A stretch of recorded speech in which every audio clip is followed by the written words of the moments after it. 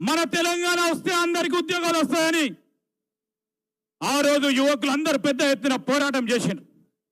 ఉద్యోగాలు వచ్చినాయా? ఇంటింటికి ఉద్యోగం అన్నాడు కేసీఆర్.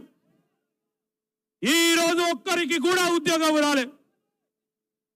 చదువుకున్న ప్రతి విద్యార్థి తెలంగాణ వస్తే ఉద్యోగాలు వస్తాయని మేము ఎన్ని సంక్షేమ కార్యక్రమాలు చేసినా ఆ రోజు టీఆర్ఎస్ పార్టీ ఇచ్చిన మాట ఇంటింటికి ప్రభుత్వ ఉద్యోగం అంటే ఓటేసారు. 10 సంవత్సరాలు గడుస్తా ఉన్నాయి, ఉద్యోగాలు లేవు. ఆఖరికి అందరికీ నమస్తే. నేను మీ వెంకి. నీళ్లు నిధులు నియామకాలనే నినాదంతోనే తెలంగాణ రాష్ట్రం తెచ్చుకున్నాం.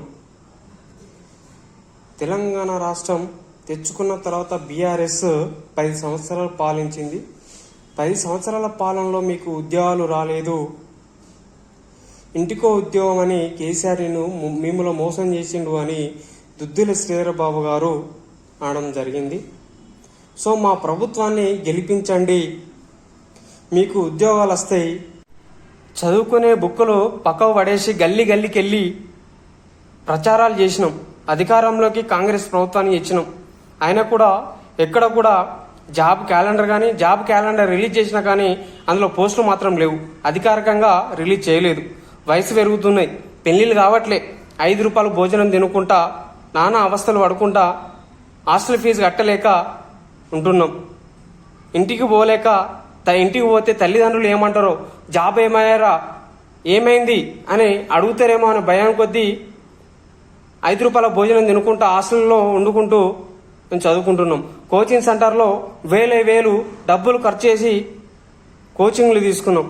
కానీ ఒక్క నోటిఫికేషన్ ఇప్పుడు కాంగ్రెస్ ప్రభుత్వం వచ్చి గెలిపించుకున్నాం. చాలా రోజులు అవుతుంది, 254 రోజులు అవుతుంది.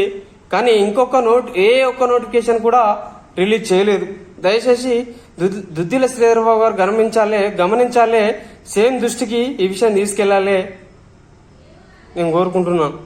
నా అక్క చెల్లెళ్ళని అయితే ఇంటికాడ ఏ సమాధానం చెప్పుకోవాలో అర్థం కాక